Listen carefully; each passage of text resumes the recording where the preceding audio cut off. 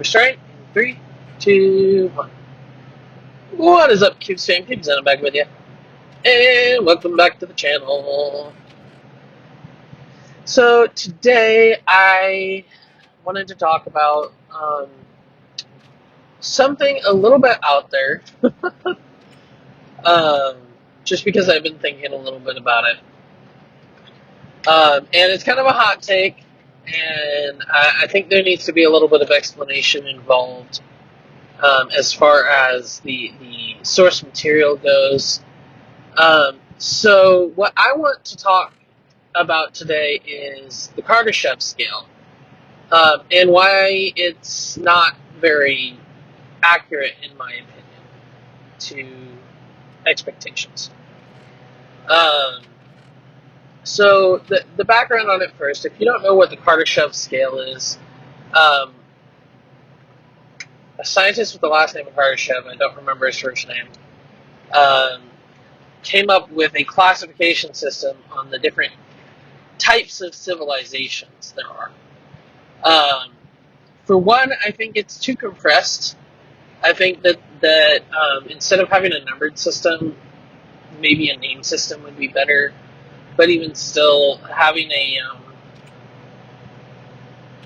measurement system based on each of the different stages should also be, like, there should be some classes and stuff. So basically, among other things, to become a class 1 or stage 1 civilization on the Kardashev scale, species must basically harness all of the potential power of their entire planet. And that I don't have so much of a problem with as far as the measurement of a interstellar or interplanetary species. But to become a stage 2, it's considered that a species needs to construct Dyson rings and all sorts of stuff like that.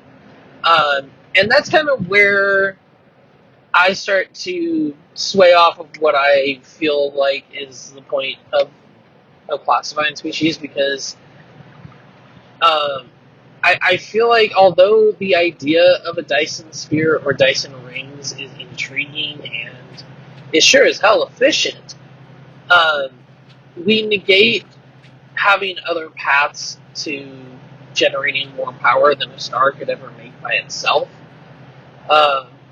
And that, I feel like it's just thrown to the curb, because it's like, oh, well, the star is what we know, so we'll measure the star now.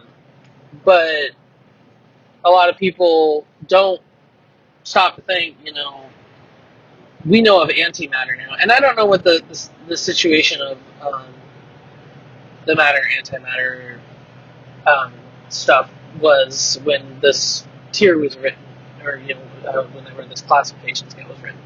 So maybe it's just time to replace it with a new one. But matter-antimatter reactions in the right quantities and using the right materials could definitely theoretically put out way more output than you would ever get from harnessing 100% of the sun's power. And by the time you're at the point where, to make a Dyson sphere, in many conditions, theoretically, obviously, we haven't made one, but it's assumed that one would need to basically make a micro machine manufacturing thing. Machines that would manufacture the ring, etc., etc.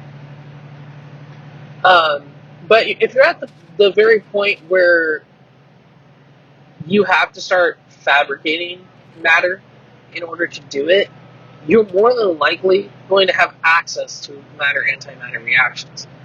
And especially if you've achieved superluminal velocity, again, probably have access to matter-antimatter reactions, or quantum singularity entanglers, or something that give you significantly more power than you're probably going to get out of this, aside from a species-wide effect. So, that's what we do. So anyway, I think it's kind of bull because it kind of builds off of that as well, where it's like species will have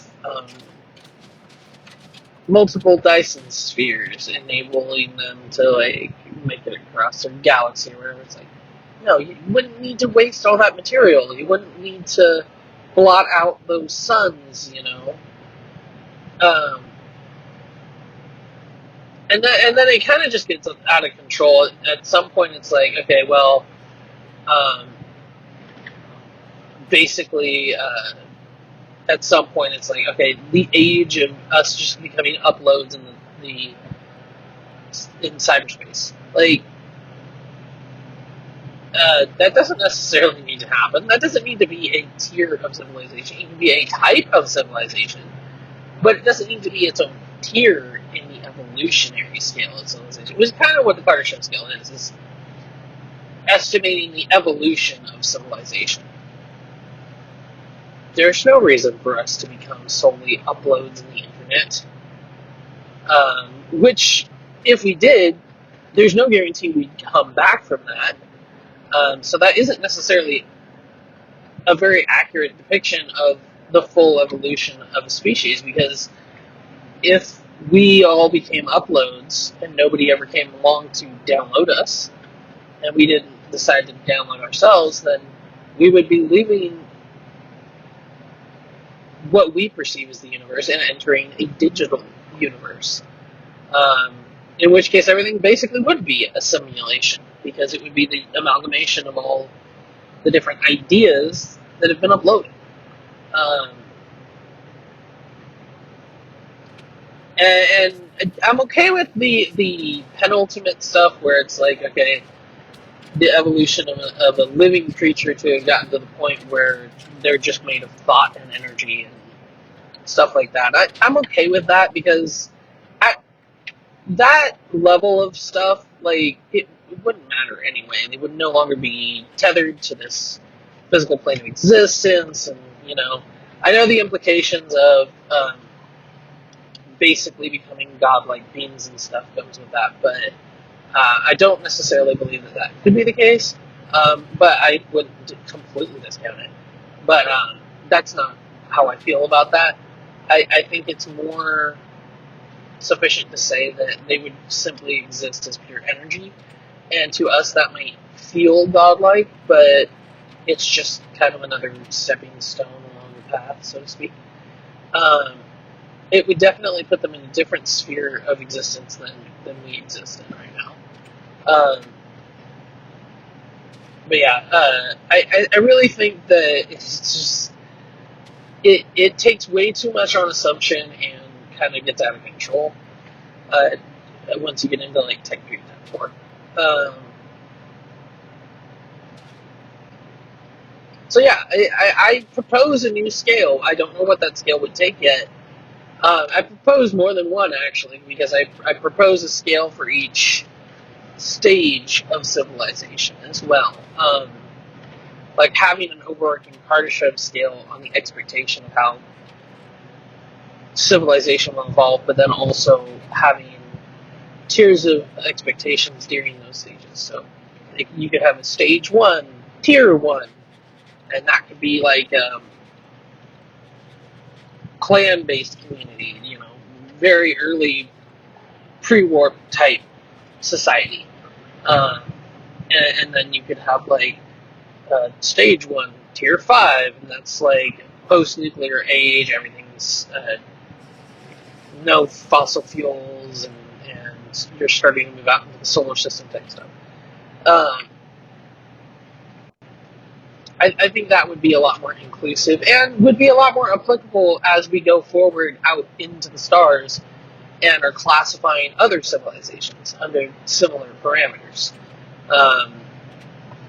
I also am very strongly of the attitude that before we do much in the way of exploring further than our nearby neighborhood, stellographically speaking, I think that we do need a, or stellographically, I guess so. astronomically speaking, I guess. So I combine um, geographical and stellar cartography together telegraphically. That could be a word. So I'll say it, telegraphically speaking. Anyway, I think we do need some sort of prime directive about interfering with developing civilizations. For one, we've all seen Avatar by now, and I, for one, do not feel like us finding a planet like that with a non-advanced civilization. I don't care if they're cavemen. They have the potential to become just as advanced as we are. And I don't feel like just for a resource we should take advantage of them or um, steamroll them with our technology, or with the taking advantage of part.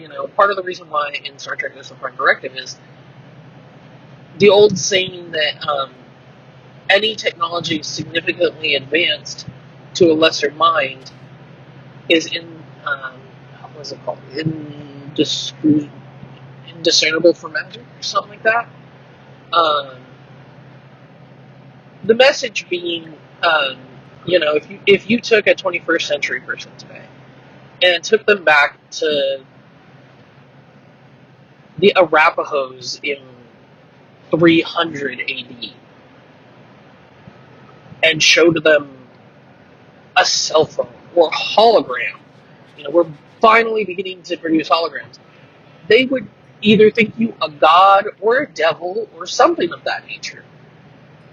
They would not understand. There would be the odd person who could understand, but overall, as a society, they would not understand. You would be a wizard or a god or a demon. And I feel like if we found ourselves in an Avatar situation, that's very much something that the human race could be capable of doing if they didn't care.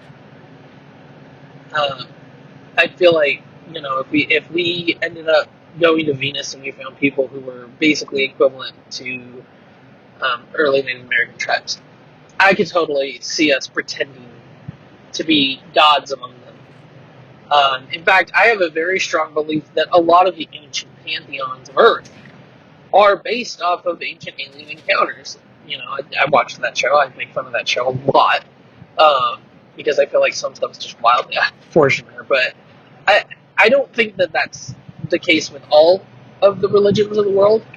And I definitely am of the mind that the religions came before the, shall I call it, the usurpation.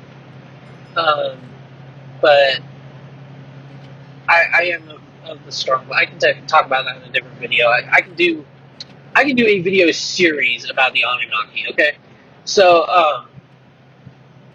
I think it's perfectly plausible that we could do the same thing with somebody else if we found ourselves so inclined and without regulations and stuff to stop us from doing that.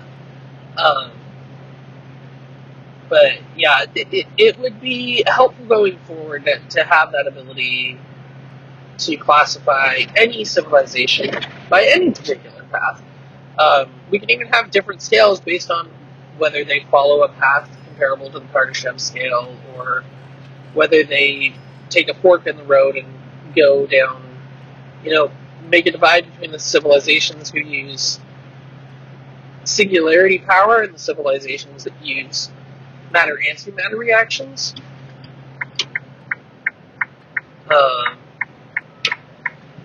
I just think it would be useful, and I think the Kardashev scale is outdated at the end of the day.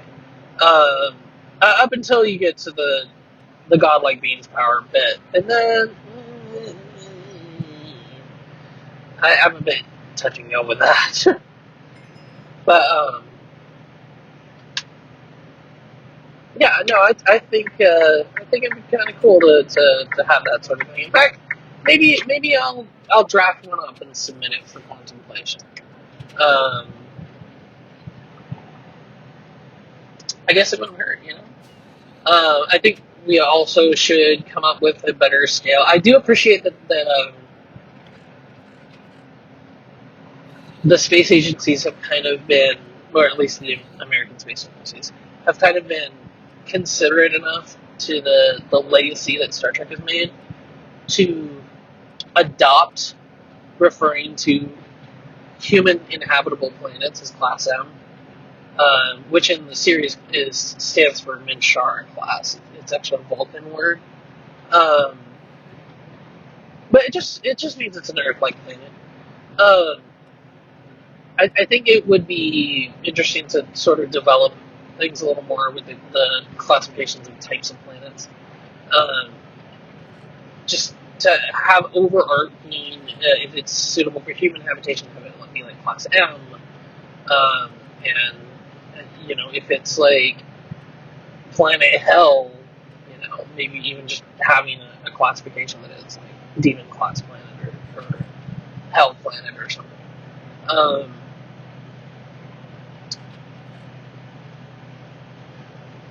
But I think that'd be helpful too, because then we can start classifying things as we come across them and be like, this is this type of planet because of these circumstances. And then, you don't necessarily always have to say, okay, why is this planet unsuitable for habitation? Well, this is a Class Y planet, meaning it doesn't have any liquid water on its surface, and it's very arid and hot. And it's like, that sort of thing.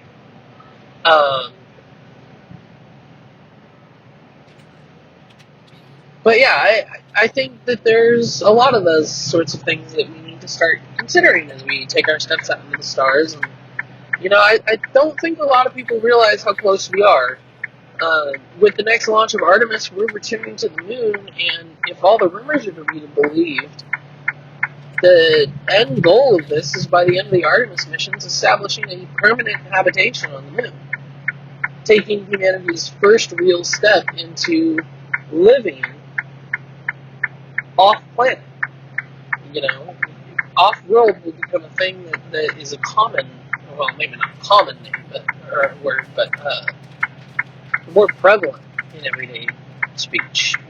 Having Lunarites and Terrans, Earthies, whatever you want to say. To be fair, Lunarites and Earthies I stole from Isaac Asimov. That's terminology they have for their lunar colony. I believe the book is The Gods Themselves. But just in general, like, that sort of thing will become more prevalent as time goes on. And something else a lot of people don't know, really, and needs to be considered as we begin to move out into the solar system is not every planet has the same amount of gravity as Earth. And we see that with the moon. You watch the old footage, and you see them hopping around moonwalking. And I don't think people always understand the effect gravity can have. For the people who move to the moon, or move to Mars, now Mars is closer to our gravity, so Mars would be less dangerous. But I believe the moon only has like a quarter of our gravity. So for the people who move to the moon, coming back to Earth is an option. Inhabiting a M-class planet that has Earth-like gravity, or even maybe slightly stronger Earth-like gravity, is an option. But a baby born on the moon could never come to Earth. It would die. Perhaps the first generation or so might still retain enough material from their parents that their bone and muscle structure could be strong enough to survive. But by the time we're talking like 4th or 5th generation, the skeletal structure will be less because they'll have adapted to moon gravity. They don't have to have as dense of bones. They don't have to have as strong of muscles. They don't have to have as thick of skulls, etc., etc. And something else important to remember about the moon is that all that will be done on the moon is man-made, generally. I mean, there's definitive possibility of them finding water ice from comet impact or limestone deposits that they can get water out of. But at the end of the day, that is going to be a man-made world. And the people who live there will only be able to live in that type of environment. Um, these are the people that will eventually inhabit asteroid belts and so on and so forth. They won't be able to live on Earth or Venus or Mars. I don't know about Mercury. Nobody wants to live on Mercury anyway. Um, or I don't know what the gravitation, for instance, is on Titan. But people from there will not be able to live on Earth. And they won't even be able to visit Earth. And a lot of them won't want to after a few generations. Will be, especially with the moon, it will be a very sterile environment aside from what we bring up there. So there will be a lot of division, I feel, with people living on Earth after a while between the Earth and the moon, because people will want to visit the lunar colony and they'll be germophobic and stuff, because if a pandemic takes half of them out, that's half of their population. And of course, they'll resentfully need to have people continually coming in for quite a while, for probably a couple of centuries at least, because they'll need variation in the gene pool to keep coming in until they have a large enough population to be able to survive on their own. And after that, maybe there might be a little bit of division. But at that point, I feel like we'll also probably be spreading across 3 or 4 different star systems. I don't expect that to be so much of an issue there in the near future. There's a lot I could talk about. There's so much stuff I could talk about. And this is a lot more of what I feel like I might talk about in the upcoming stuff. I know I've kind of been oscillating around between the pop culture stuff going on and the life stuff going on and now the sciencey stuff. And, yeah. So I think I'll cut it off here for this episode, and then we'll pick up next time with some more talk. Anyway, I hope you guys enjoyed. If you do, please make sure to hit that like button. Lets me know that you did. Don't forget to support the channel and everything I do over on Patreon, patreon.com/XenTime. Hopefully soon I'm going to have some content going up there. I'm going to have some Patreon exclusive stuff here going pretty soon. So yeah, I will catch you guys there. Don't let's get chill out. I'll see you. Peace.